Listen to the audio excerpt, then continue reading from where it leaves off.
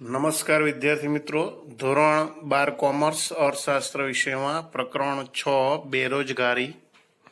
હવે આ પ્રકરણમાં આપણે લાસ્ટ લેક્ચરમાં ભારતમાં બેરોજગારી ઉદ્ભવવા માટેના જવાબદાર કારણો એના વિશેની ચર્ચા આપણે પૂર્ણ કરી હતી. હવે આજનો નવો સવાલ છે બેરોજગારી ઘટાડવા માટેના ઉપાયો. જે ભારતમાં દિન પ્રતિદિન બેરોજગારીની સમસ્યા વધી રહી છે, આ સમસ્યાને હલ કરવા માટેના ઉપાયો કયા યોજી શકાય તેના માટેની આપણે ચર્ચા કરીશું. અહીંયા આગળ પરીક્ષામાં પ્રશ્ન 5 ગુણમાં પૂછાતો હોય છે કે ભાઈ ભારતમાં બેરોજગારીની સમસ્યા હલ કરવાના ઉપાયો જણાવી કોઈ પણ 5 ઉપાયો વિગતે સમજાવો. 5 ગુણના પ્રશ્નમાં કોઈ પણ 5 ઉપાયો સમજાવવાના રહે.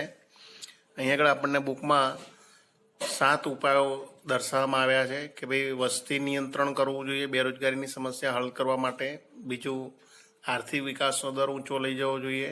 રોજગારલક્ષી આયોજન કરવું જોઈએ. ત્યારબાદ રોજગારલક્ષી શિક્ષણ પૂરું પાડવું જોઈએ. ગૃહ અને નાના પાયાના ઉદ્યોગોનો વિકાસ કરવો જોઈએ. છઠ્ઠું, જે આંતરમાળખાકીય સેવાનો વિસ્તાર કરવો જોઈએ. કૃષિ ક્ષેત્રે હરિયાળી ક્રાંતિનો વેગ અને વિસ્તાર વધારવો જોઈએ. આવા જુદા જુદા 6 પોઈન્ટ આપ્યા છે. આ ઉપરાંત અલગ પ્રશ્ન તરીકે એક બીજો પ્રશ્ન પૂછાય કે ભાઈ બેરોજગારીની સમસ્યા હલ કરવા માટે રાજ્ય સરકારે રજૂ કરેલી યોજનાઓ જણાવો. એક આ અલગ પ્રશ્ન તરીકે પૂછાઈ શકે. એની ચર્ચા આપણે પછીથી કરીશું.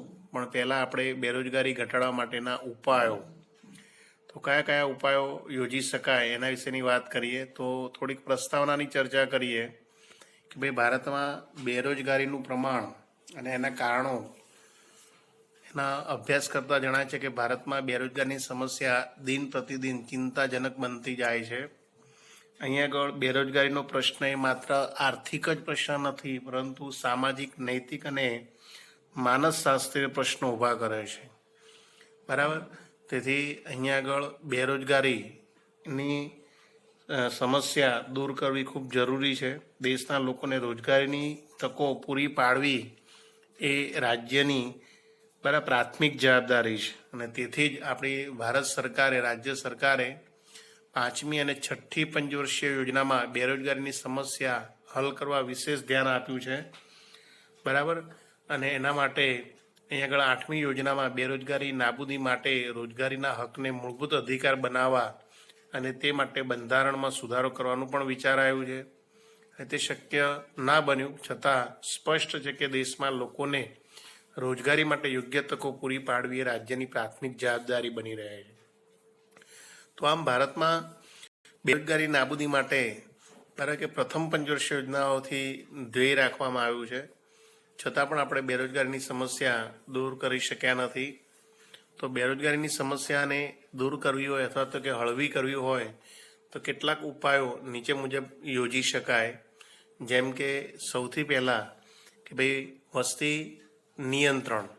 બેરોજગારીના જે કારણો છે, કારણોને જો આપણે હલ કરીએ, બરાબર, એને ઉપાયોમાં પરિવર્તન કરવામાં આવે તો બેરોજગારીની સમસ્યાને કંઈક અંશે હળવી કરી શકાય. તો બેરોજગારીનું સૌથી પહેલું કારણ છે વસ્તી. તો વસ્તીને નિયંત્રણમાં લાવવામાં આવે તો આપણે અહીંયા આગળ શ્રમ પુરવઠો ઘટાડી શકીએ, શ્રમિકોની સંખ્યા ઘટે અને સામે એટલી રોજગારીની નવી તકો ઊભી કરી શકીએ તો બેકારી દૂર કરી શકાય. તો ભારતમાં ઊંચા દરે વધતી વસ્તી બેરોજગારીની સમસ્યામાં વધારો કરવામાં અને સમસ્યાને વધારે ચિંતાજનક બનાવવામાં મુખ્ય ભાગ ભજવે છે એવું કહેવાય છે. દેશમાં ઝડપી વસ્તી વધારાને કારણે અહીં આગળ એક તરફ કામ માગનારા એટલે કે શ્રમિકોની સંખ્યામાં ઝડપથી વધારો થઈ રહ્યો છે, તો બીજી બાજુ આપણા દેશનો જે વિકાસનો દર ધીમો રહ્યો છે. એટલે કે ધીમા આર્થિક વિકાસને કારણે પૂરતા પ્રમાણમાં રોજગારીની નવી તકો ઊભી થઈ શકી નથી. પરિણામ સ્વરૂપ એ છે કે ભાઈ આજે આપણા દેશમાં બેરોજગારીની સંખ્યા વધતી જાય છે. બરાબર કે શ્રમ માંગનારાઓ આવે છે પરંતુ સામે એટલી રોજગારીની તકો મળતી નથી. પરિણામે બેકારોની સંખ્યા વધતી જાય છે. તેથી જો ભારતમાં બેરોજગારીની સમસ્યા હલ કરવી હોય તો વસ્તી નિયંત્રણ માટે અસરકારક પગલાં લેવા જોઈએ. આપણા દેશની જે સમસ્યા છે ઊંચો વસ્તી વૃદ્ધિ દર, એ વસ્તી વૃદ્ધિ દરને જો ઘટાડવામાં આવે, નીચો લઈ જવામાં આવે તો અહીંયા આગળ વસ્તી વૃદ્ધિ દર ઘટશે તો શ્રમ પુરવઠામાં પણ વધારો થતો હોય મંદ પડશે અથવા તો કે વસ્તી વધારો ઘટશે. બીજું કે રોજગારી માંગનારાઓની સંખ્યા પણ ઘટશે, એટલે કે શ્રમિકોની સંખ્યા ઘટશે. બીજી બાજુ વસ્તી નિયંત્રણ થતાં સાધનો વધુ ફાજલ પડશે, એટલે કે વસ્તી ઓછી થાય પરંતુ જે આ ઉત્પાદનના સાધનો હશે એ સાધનો ફાજલ વધુ પડશે, તો એને કારણે મૂડીરોકાણનો દર વધશે.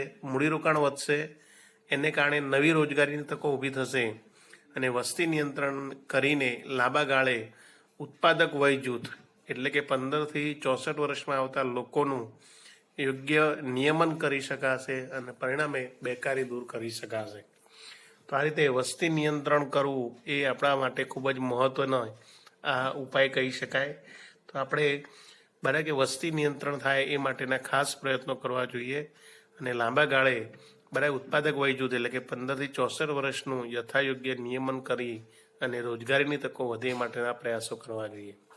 તો આમાં આપણો પહેલો ઉપાય છે વસ્તી નિયંત્રણ કરવું. બીજો ઉપાય છે આર્થિક વિકાસનો દર ઊંચો લઈ જવો. આપણે હમણાં જ વાત કરી કે ભાઈ એક તરફ વસ્તીમાં સતત વધારો થઈ રહ્યો છે અને આપણો વિકાસનો દર ધીમો રહ્યો છે. તો અહીંયા વિકાસનો દર વધે એ માટેના પ્રયાસ કરવા જોઈએ. આર્થિક વિકાસનો દર ઊંચો લઈ જવો એ આપણા દેશની પ્રાથમિકતા હોવી જોઈએ. જો દેશના આર્થિક વિકાસમાં નિયમિત ઊંચા દરે વધારો કરવામાં આવે તો રોજગારીની તકોમાં પણ ઊંચા દરે વધારો શક્ય બનતો હોય છે અને બેરોજગારીની સમસ્યા હળવી બને છે. બરાબર, તેથી આપણો વિકાસનો દર ઊંચે લઈ જવો એ જરૂરી છે. તો આપણા દેશની વાત કરીએ તો કે આપણા દેશમાં વિકાસનો દર આયોજનકાળ દરમિયાન, એટલે કે આયોજનના શરૂઆતના વર્ષોમાં 3થી 3.5% જેટલો નીચો રહેવા પામ્યો હતો, એટલે ખૂબ જ નીચો હતો. જો દેશના આર્થિક વિકાસમાં નિયમિત ઊંચા દરે વધારો કરવામાં આવે તો રોજગારીની તકોમાં પણ ઘણા ઊંચા દરે વધારો શક્ય બને છે. એટલે જેમ વિકાસ દર વધે એમ રોજગારીની તકો વધે, બરાબર, અને બેરોજગારીની સમસ્યા હળવી બને. તો હવે આ માટે આપણે આપણા દેશમાં અર્થતંત્રમાં જુદા જુદા વિભાગો વચ્ચે સંકલન કરીને જાહેર ક્ષેત્ર, ખાનગી ક્ષેત્ર, સહકારી ક્ષેત્ર કે અન્ય સ્વરૂપમાં ઔદ્યોગિક ક્ષેત્રે મૂડીરોકાણ વધે તેવા પ્રયત્નો કરવા જોઈએ.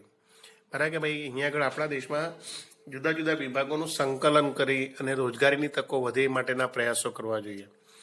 અત્યાર સુધી આપણી આયોજનકાળ દરમિયાન માત્ર સરકારી ઉદ્યોગોને જ મહત્વ આપ્યું, જાહેર ક્ષેત્રને જ મહત્વ આપ્યું, પરંતુ હવે જાહેર ક્ષેત્ર સિવાય ખાનગી ક્ષેત્ર, બરાબર, સહકારી ક્ષેત્ર, આ ઉપરાંત અન્ય સ્વરૂપમાં જે ઔદ્યોગિક ક્ષેત્રે મૂડીરોકાણ વધે તેવા પ્રયત્નો કરવામાં આવે તો વધુ ક્ષેત્રોનો વિકાસ થતાં અહીંયા રોજગારીની તકો વધશે અને બેકારીની સમસ્યા ઘટાડી શકાય, વિકાસનો દર વધી શકે આ રીતે.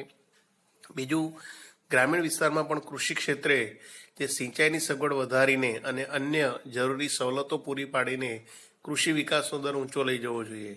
ભાઈ ગામડામાં પણ ખેડૂતોને ખેતી ક્ષેત્રે સુવિધાઓ પૂરી પાડવામાં આવે તો એને કારણે ખેતી ક્ષેત્રનો વિકાસ થશે.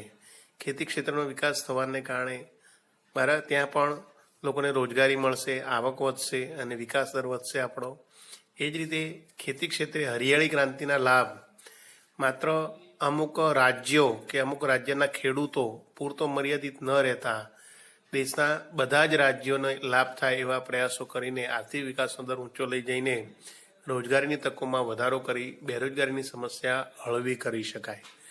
તો આમ અહીંયા આગળ ખાસ કરીને આર્થિક વિકાસનો દર ઊંચો લઈ જવા માટે વિવિધ ક્ષેત્રો વચ્ચે યોગ્ય સંકલન કરવું જોઈએ. કૃષિ ક્ષેત્ર, ઉદ્યોગ ક્ષેત્ર, સેવા ક્ષેત્ર તેમજ અન્ય ક્ષેત્રોના ઔદ્યોગિક મૂડીરોકાણ વધારીને નવી રોજગારીની તકો ઊભી કરીને વિકાસ દર ઊંચો લઈ જવા માટેના પ્રયાસ કરવામાં આવે તો પણ બેરોજગારીની સમસ્યાને હળવી કરી શકાય. ત્યાર પછી આગળનો મુદ્દો છે રોજગારલક્ષી આયોજન કરવું જોઈએ. બેરોજગારીની સમસ્યાને હળવી કરવા માટે રોજગારલક્ષી આયોજન કરવું જોઈએ. અહીંયા આગળ ભારતમાં રોજગારીની તકો યોગ્ય મળતી નથી. તેનું એક મુખ્ય વાત આપણે કરી હતી કે ભાઈ અહીંયા આગળ યોગ્ય આયોજન થતું નથી. એને કારણે લોકો શૈક્ષણિક લાયકાતો ધરાવતા હોય, કૌશલ્ય ધરાવતા હોય, છતાં પણ આયોજનના અભાવે લોકોને યોગ્ય રોજગારીની તકો મળતી નથી અને તેથી બેકારી જોવા મળે છે. તો અહીંયા આગળ આયોજન દરમિયાન ભારતમાં વિકાસના દરને જ આપણે મહત્વ આપ્યું છે. જો કે બીજી પંચવર્ષીય યોજનાથી જાહેર ક્ષેત્રના વિકાસને આપણે વિશેષ પ્રાધાન્ય આપ્યું છે, મહત્વ આપ્યું છે અને બીજી યોજનાથી આપણે પાયાના ચાવીરૂપ મૂડીપ્રધાન ઉદ્યોગો પ્રત્યે વિશેષ ધ્યાન આપ્યું છે. જોકે દેશમાં ઔદ્યોગિકરણનો પાયો મજબૂત કરવા માટે આ જરૂરી હતું, પરંતુ વર્તમાન સમયમાં રોજગારલક્ષી આયોજન અપનાવવાની તાતી જરૂરિયાત છે. આપણો દેશ આઝાદ થયો ત્યારે આપણા દેશમાં ગરીબી અને બેકારીનું પ્રમાણ ખૂબ જ હતું. એટલા માટે શરૂઆતની જે પંચવર્ષીય યોજનાઓ હતી એમાં પહેલી યોજનામાં આપણે કૃષિ ક્ષેત્રને મહત્ત્વ આપ્યું. બીજી યોજનાથી આપણે ઉદ્યોગોને મહત્ત્વ આપ્યું. ઉદ્યોગોમાં પણ આપણે મૂડીપ્રધાન પાયાના ઉદ્યોગોને મહત્ત્વ આપ્યું. કારણ કે એ સમયે આપણી જરૂરિયાત હતી કે ઝડપી આર્થિક વિકાસ કરવો, આપણા લોકોને જરૂરિયાતની વસ્તુઓ, દેશના લોકોને જરૂરિયાતની વસ્તુઓ ઝડપથી પ્રાપ્ત થાય એ માટે જરૂરી હતું. પરંતુ વર્તમાન સમયમાં જેમ વસ્તી વધતી જાય છે એમ હવે લોકોને રોજગારીની તકો પ્રાપ્ત થાય એવું ચોક્કસ આયોજન કરવું જોઈએ. અને આ માટે રાજ્યએ વપરાશી માલના અને શ્રમ પ્રધાન ઉત્પાદન પદ્ધતિવાળા નાના અને મધ્યમ કદના ઉદ્યોગોનો તેમજ વેપાર વાણિજ્યની પ્રવૃત્તિઓનો તેમજ પશુપાલન, ડેરી ઉદ્યોગ વિકાસ પર વધુ ભાર મૂકવાની જરૂર છે. હવે રોજગારલક્ષી આયોજન એટલે હવે શું છે કે રોજગારીની તકો વધે એવા ક્ષેત્રોનો વિકાસ કરવો જોઈએ. જેમ કે વપરાશી માલ એટલે કે રોજબરોજની જરૂરિયાતની જે વસ્તુઓ છે એનું ઉત્પાદન કરતા ઉદ્યોગો છે. શ્રમ પ્રધાન ઉત્પાદન પદ્ધતિવાળા એટલે કે જેમાં એ માણસોની જરૂર વધુ પડે, યંત્રોની જરૂર ઓછી પડે એવા નાના પાયાના અને મધ્યમ કદના ઉદ્યોગો વિકસાવવા જોઈએ. બીજું કે વેપાર વાણિજ્યને લગતી પ્રવૃત્તિઓનો વિકાસ કરવો જોઈએ. આ ઉપરાંત ગ્રામીણ વિસ્તારમાં પશુપાલનની પ્રવૃત્તિ, ડેરી ઉદ્યોગના વિકાસ પર ભાર મૂકવામાં આવે. કારણ કે ગામડામાં લોકો ખેતી અને ખેતી સિવાય પશુપાલન, ડેરી ઉદ્યોગની જે પ્રવૃત્તિ કરે છે એને કારણે પણ એ લોકોને રોજગારી મળતી હોય છે, આવક પ્રાપ્ત થતી હોય છે. તો આવા બધા ઉદ્યોગોમાં એક તો ઓછા મૂડીરોકાણની જરૂર પડતી હોય છે. એટલે કે ઓછા મૂડીરોકાણે વધુ લોકોને રોજગારની તકો પ્રાપ્ત થતી હોય છે. તેથી આવા રોજગારલક્ષી ઉદ્યોગોની સ્થાપના અને તેનો વિકાસ કરવાથી વપરાશી વસ્તુનું ઉત્પાદન વધશે, રોજગારી વધશે, આર્થિક સ્થિરતા પણ આપણને પ્રાપ્ત થશે. તો આ સફળતા મળતી હોય છે. અને એટલા માટે અહીંયા આગળ રોજગારલક્ષી એક આવું આયોજન કરવું જોઈએ. શહેરી વિસ્તારોમાં પણ બાંધકામ ક્ષેત્રે રોજગારલક્ષી આયોજન કરીને રોજગારીની વધુ તકો સર્જી શકાય તેમ છે. તો આમ રાજ્યમાં બરાબર શ્રમ પ્રધાન અને મૂડીપ્રધાન ઉત્પાદન પદ્ધતિ વચ્ચે યોગ્ય સંકલન કરીને શક્ય હોય ત્યાં વધુને વધુ શ્રમ પ્રધાન ઉત્પાદન પદ્ધતિને મહત્ત્વ આપવું જોઈએ. અને શ્રમ પ્રધાન ઉત્પાદન પદ્ધતિને વધુ મહત્ત્વને કારણે રોજગારીની તકો વધશે અને બેકારીનું પ્રમાણ ઘટાડી શકાશે. તો આમ રોજગારલક્ષી એવું ચોક્કસ આયોજન કરવું જોઈએ કે આપણા દેશની જે વસ્તી વધી રહી છે, શ્રમનો પુરવઠો વધી રહ્યો છે, તો શ્રમના પુરવઠાના સંદર્ભમાં સામે એટલી રોજગારીની તકો ઊભી થાય અને યોગ્ય રીતે લોકોને રોજગારીની તકો પ્રાપ્ત થાય એવું ચોક્કસ જુદા જુદા ક્ષેત્રોમાં આયોજન કરવું જોઈએ. તો આ રીતે રોજગારલક્ષી આયોજન કરવું એ બેરોજગારીની સમસ્યાને દૂર કરવા માટે મહત્વનો ઉપાય યોજી શકાય. ચોથો મુદ્દો છે રોજગારલક્ષી શિક્ષણ પ્રાપ્ત કરાવવું જોઈએ. તો કે બેરોજગારીની સમસ્યા માટે એક મહત્વની બાબત છે રોજગારલક્ષી શિક્ષણ. ભારતમાં વર્તમાન જે શૈક્ષણિક માળખું એ બેરોજગારીની સમસ્યા માટે એક જવાબદાર કારણ છે. આપણે બેરોજગારીના કારણોમાં એક આ કારણ જોયું હતું કે ભાઈ વ્યવસાયલક્ષી શિક્ષણનો અભાવ છે. એને કારણે દેશમાં બેકારીનું પ્રમાણ વધતું ગયું છે. તો કે વર્તમાન શિક્ષણ પદ્ધતિ એ માત્ર કારકુનો તૈયાર કરતું પુસ્તકીય જ્ઞાન આપતી એક શિક્ષણ વ્યવસ્થા છે. પણ અત્યારના જો શિક્ષણ જેમ પ્રાપ્ત કરીને લોકો તે તૈયાર થાય છે એ લોકો માત્ર લાયકાત અને ડિગ્રીઓ પ્રાપ્ત કરે છે. એમની પાસે કોઈ કૌશલ્ય કે તાલીમ હોતું નથી અને એને કારણે એ લોકો રોજગારીની તકો યોગ્ય મેળવી શકતા નથી ને તેથી બેકારીનું પ્રમાણ, શિક્ષિત બેકારીનું પ્રમાણ વધતું જાય છે. આજે વિનયન અને વાણિજ્યના સ્નાતક થયા પછી પણ વ્યક્તિમાં સ્વયં રોજગારી મેળવવાની ક્ષમતા આવતી નથી. તેથી તેને લાંબા સમય સુધી બેરોજગાર રહેવું પડે છે. તો આ પરિસ્થિતિમાં સુધારો થાય તે હેતુથી વર્તમાન સમયમાં વેપાર, વાણિજ્ય, ઉદ્યોગ, ખેતી અને અન્ય ક્ષેત્રોને અનુરૂપ વ્યવસાયલક્ષી શિક્ષણ આપવાની દેશમાં આવશ્યકતા છે. તો આ મુદ્દે ખાસ યાદ રાખજો વિદ્યાર્થી મિત્રો કે ભાઈ અહીંયા આગળ રોજગારલક્ષી શિક્ષણ એટલે કે વર્તમાન સમયમાં આપણે આ બેરોજગારીની સમસ્યા હલ કરવી હોય તો વેપાર ક્ષેત્રે, વાણિજ્ય ક્ષેત્રે, ઉદ્યોગો, ખેતી અને અન્ય ક્ષેત્રોને અનુરૂપ જેવી જરૂરિયાત હોય એ રીતે વ્યવસાયલક્ષી શિક્ષણ આપી અને લોકો એ રીતે રોજગારીની તકો પ્રાપ્ત થાય એ માટેના પ્રયત્નો કરવા જોઈએ. બરાબર. વર્તમાન સમયમાં શિક્ષણ પદ્ધતિના માળખામાં ધરખમ પરિવર્તનની જરૂર છે. એટલે કે અહીંયા આગળ શિક્ષણ પદ્ધતિ આપણી માત્ર પુસ્તકીય જ્ઞાન આધારિત ન હોવા છતાં વ્યવસાય શિક્ષણ, વ્યવસાય અપાયો તેવું શિક્ષણ પ્રાપ્ત થવું જોઈએ. શિક્ષણ ક્ષેત્રે હાલ આ પ્રકારના પરિવર્તન લાવવાના પ્રયાસો થઈ રહ્યા છે ધીમે ધીમે. હવે શિક્ષણ પદ્ધતિમાં પણ યોગ્ય અને પૂરતા સુધારા થયા નથી તે એક વાસ્તવિકતા છે. તો વેપાર વાણિજ્ય, ખેતી, ઉદ્યોગ ક્ષેત્રે અનુરૂપ વ્યવસાયલક્ષી શિક્ષણ તાલીમ આપતા અભ્યાસક્રમો વ્યાપક પ્રમાણમાં શરૂ કરવા ખૂબ જરૂરી છે. બરાબર, જેનાથી વ્યક્તિ આવા અભ્યાસ અને તાલીમ મેળવ્યા પછી સરળતાથી રોજગારની તકો મેળવી શકે. આ રીતે રોજગારલક્ષી શિક્ષણ પ્રાપ્ત થાય એ માટેના પ્રયાસો કરવા જોઈએ. ઈસવીસન 2015 જો કે શિક્ષણ ક્ષેત્રે દેશના આર્થિક સંજોગોના અનુસંધાને કેટલાક ક્રાંતિકારો ફેરફાર થઈ રહ્યા છે કે ભાઈ માનવ શક્તિનું યોગ્ય આયોજન કરી શકે તેવી શિક્ષણ પદ્ધતિ અપનાવવી જોઈએ. અને એ માટે ભારતમાં બેરોજગારીની સમસ્યા હળવી કરી શકાય તે માટે કેટલાક પ્રયાસો થયા છે. જેમ કે 2015ની જે નવી શિક્ષણ નીતિમાં આ મુદ્દો ખાસ યાદ રાખજો વિદ્યાર્થી મિત્રો, અંડરલાઈન પણ કરજો ચોપડીમાં કે ભાઈ 2015ની નવી શિક્ષણ નીતિમાં શિક્ષણ દ્વારા રોજગારી સર્જન કરવા માટે ઉદ્યોગ ક્ષેત્ર સાથે જોડાણ સાધવાનો ઉત્પાદકીય શિક્ષણનો હેતુ નિર્ધારિત કરવામાં આવ્યો. બરાબર, કે અહીંયા આગળ એવું કહેવામાં આવે છે કે શિક્ષણ દ્વારા રોજગારી સર્જન કરવા માટે ઉદ્યોગ સાથે જોડાણ સાધવાનો ઉત્પાદકીય શિક્ષણનો હેતુ નિર્ધારિત કરવામાં આવ્યો છે. એટલે કે અહીંયા આગળ એવી શૈક્ષણિક સંસ્થાઓ ઊભી કરવામાં આવે છે. એ શૈક્ષણિક સંસ્થાઓ ઉદ્યોગોને સંલગ્ન હોય કે જેમાં શિક્ષણ પ્રાપ્ત કર્યા પછી, યોગ્ય તાલીમ મેળવ્યા પછી એ જ ક્ષેત્રમાં ઉદ્યોગોમાં લોકોને તરત જ રોજગારીની તકો પ્રાપ્ત થતી હોય એવું શિક્ષણ મળે તેવો હેતુ અહીંયા નિર્ધારિત કરવામાં આવ્યો છે. આવનાર વર્ષોમાં કયા ક્ષેત્રમાં કેટલી રોજગારીની તકો છે તેનો અભ્યાસ કરી તે પ્રમાણેનો અભ્યાસક્રમો તૈયાર કરવા જોઈએ. અને આ કાર્યમાં ખાનગી ક્ષેત્રને પણ સાંકળવાનું સ્વીકારવામાં આવ્યું છે.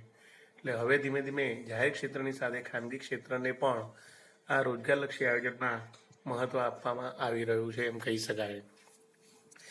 ત્યાર પછી અહીંયા ગૃહ અને નાના પાયાના ઉદ્યોગોનો વિકાસ કરવો જોઈએ. બેરોજગારીની સમસ્યાને હલ કરવા માટે સૌથી એક મહત્વનો ઉપાય આ છે કે ભાઈ આપણા દેશમાં ઓછા મૂડીરોકાણે વધુ લોકોને રોજગારી આપે એવા ગૃહ અને નાના પાયાના ઉદ્યોગોનો વિકાસ કરવો જોઈએ.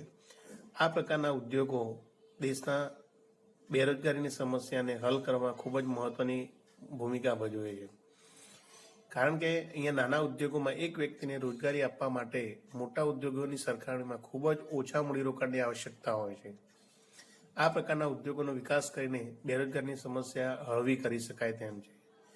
બરાબર, બીજું કે અહીંયા આ પ્રકારના ઉદ્યોગો એક સરખા મૂડીરોકાણ દ્વારા નાના ઉદ્યોગોમાં મોટા ઉદ્યોગો કરતાં 75 ગણી વધુ રોજગારીની તકો ઊભી થઈ શકે છે.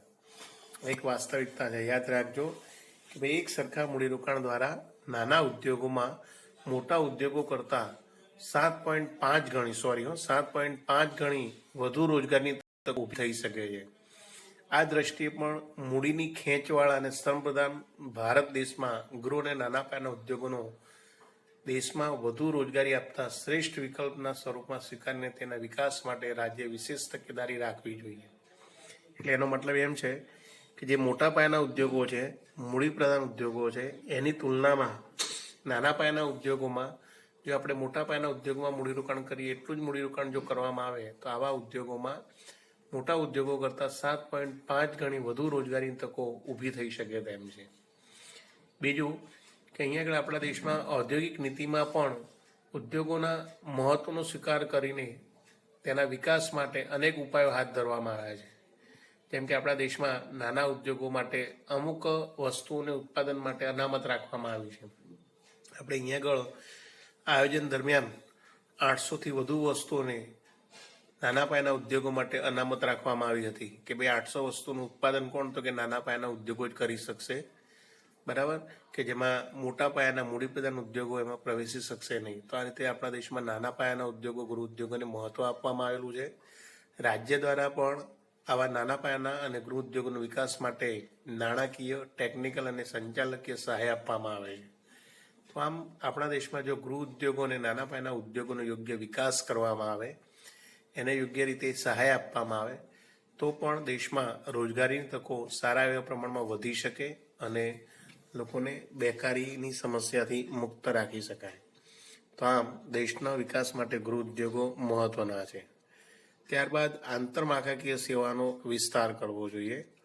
તો આંતરમાળખાકીય સેવાઓ એટલે અહીંયા આગળ ભારતના જે ગ્રામ્ય વિસ્તારોમાં માળખાકીય સુવિધાઓ અપૂરતી છે, બરાબર. કે અહીંયા આગળ તમે જોઈ શકો છો કે જેમ શહેરી વિસ્તારોમાં બરાબર કે આંતરમાળખાકીય સુવિધાઓ એટલે કે દાખલા તરીકે શિક્ષણ, રસ્તા, વાહન વ્યવહાર, સંદેશા વ્યવહાર, આ બધી સુવિધાઓ શહેરી વિસ્તારોમાં જેટલી ઉપલબ્ધ હોય છે એટલી ગ્રામ્ય વિસ્તારમાં હોતી નથી, અને એને કારણે શહેરી ક્ષેત્રનો વિકાસ થતો હોય છે, જ્યારે ગ્રામીણ વિસ્તારમાં આવી માળખાકીય સુવિધાઓ અપૂરતી હોવાને કારણે ત્યાં રોજગારીની તકો ઊભી થઈ શકતી નથી, ખેતી સિવાય અન્ય ક્ષેત્રનો વિકાસ થઈ શકતો નથી. એટલે આપણા દેશમાં અહીંયા આંતરમાળખાકીય સેવાનો વિકાસ અને વિસ્તાર કરવો જરૂરી છે, બરાબર. તો કે ગ્રામ્ય વિસ્તારમાં અપૂરતી આંતરમાળખાકીય સુવિધાઓ છે, તેથી રાજ્ય દ્વારા ગ્રામ્ય વિસ્તારમાં શિક્ષણ, આરોગ્ય, રહેઠાણ, વીજળી, સડક, વ્યવસાયિક તાલીમ કેન્દ્ર જેવી આંતરમાળખાકીય સુવિધાઓ વધારવામાં આવે તો સ્થાનિક સાધનોની મદદથી પોતાના રહેઠાણથી નજીક રોજગારીની તકો મેળવવાનું શક્ય બનશે. તો આમ ગ્રામીણ વિસ્તારમાં આવી આંતરમાળખાકીય સુવિધાઓ ઊભી કરવામાં આવે તો ગ્રામીણ વિસ્તારના લોકોને પોતાના ગામમાં જ પોતાના રહેઠાણથી નજીક રોજગારીની તકો મળશે, પણ અમે સ્થળાંતરની જે સમસ્યાઓ છે એ ઘટશે અને બેકારીનું પ્રમાણ પણ ઘટાડી શકાશે. બીજું કે અહીંયા આગળ ગ્રામ્ય વિસ્તારમાં આંતરમાળખાકીય સુવિધાઓ વધવાને કારણે રોજગારની તકો વધશે, કૃષિ ક્ષેત્ર અને તેની સાથે સંકળાયેલ અન્ય ક્ષેત્રોમાં વધારો થશે, રોજગારી વધશે, પરિણામે બેરોજગારીની સમસ્યા હલ કરી શકાય. તો આમ આંતરમાળખાકીય સેવાનો વિકાસ અને વિસ્તાર કરવો ખૂબ જરૂરી છે, જે બેરોજગારી દૂર કરવા માટે મહત્વનો ઉપાય કહી શકાય છે. આ ઉપરાંત છેલ્લો ઉપાય છે કૃષિ ક્ષેત્રે હરિયાળી ક્રાંતિનો વેગ અને વિસ્તાર. એક આ ગ્રામીણ વિસ્તાર માટે સૌથી મહત્વનો મુદ્દો છે. વિદ્યાર્થી મિત્રો, ઘણી વખત પરીક્ષામાં અલગ પ્રશ્ન તરીકે પણ આ પૂછાતો હોય છે 2 ગુણમાં, કે ભાઈ કૃષિ ક્ષેત્રે હરિયાળી ક્રાંતિનો વેગ અને વિસ્તાર બેરોજગારીની સમસ્યા કેવી રીતે દૂર કરી શકે છે, સમજાવો. આવો અલગ પ્રશ્ન તરીકે પણ તૈયાર કરવો.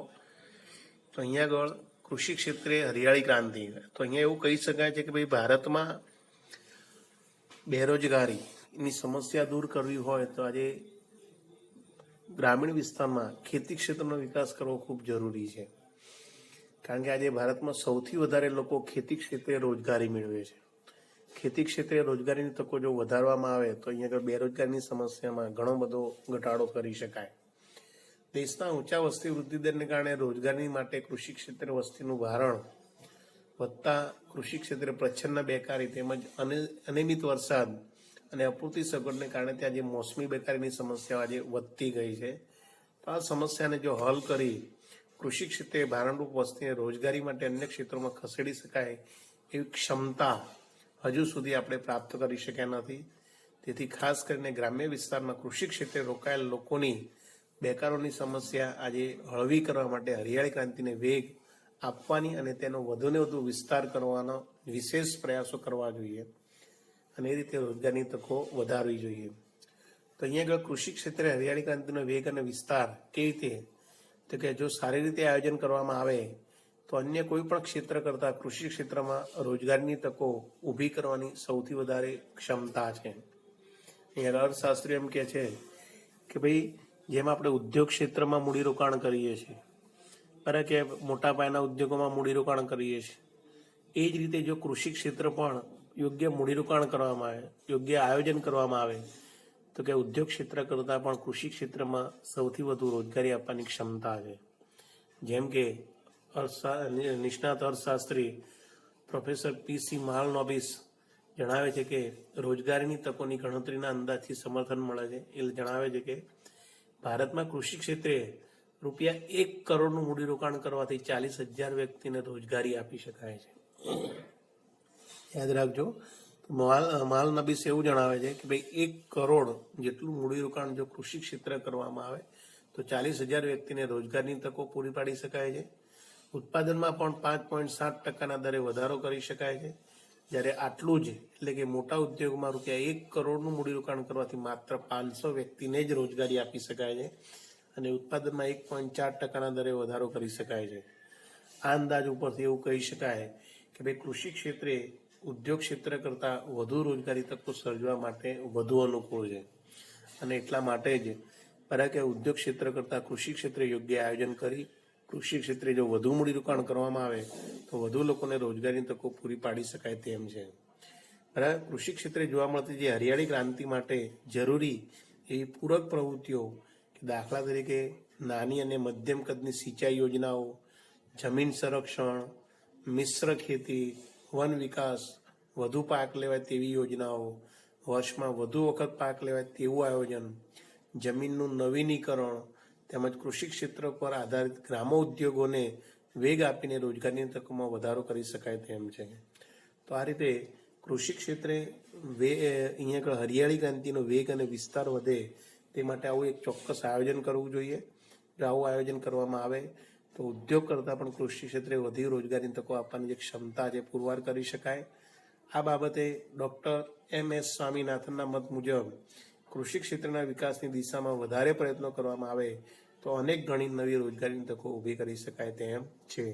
તો આમ કૃષિ ક્ષેત્રનો વિકાસ અને વિસ્તાર થાય તે માટે હરિયાળી ક્રાંતિનો વેગ અને વિસ્તાર કરવો જરૂરી છે, અને તે માટે સરકારની એક મહત્વની ભૂમિકા, એક ચોક્કસ પ્રકારનું આયોજન જરૂરી છે.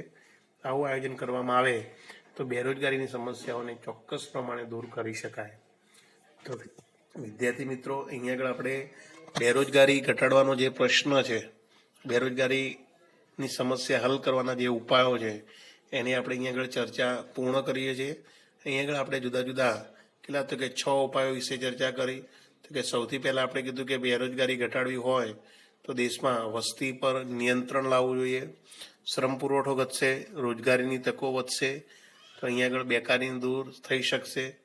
એ જ રીતે બીજું, આર્થિક વિકાસનો દર ઊંચો લઈ જવામાં આવે.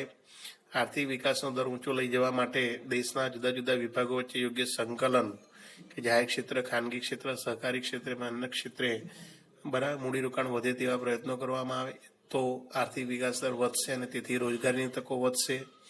બીજું આપણે વાત કરીએ, રોજગારલક્ષી આયોજન કરવું જોઈએ. અહીંયા આગળ તો કે રોજગારલક્ષી આયોજન કરવા માટે અહીંયા આગળ વપરાશી માલના શ્રમપ્રધાન ઉત્પાદન પદ્ધતિવાળા નાના અને મધ્યમ કદના ઉદ્યોગો, વેપાર વાણિજ્યની પ્રવૃત્તિઓ, પશુપાલન, ડેરી ઉદ્યોગ વગેરેના વિકાસ ઉપર ભાર મૂકવામાં આવે.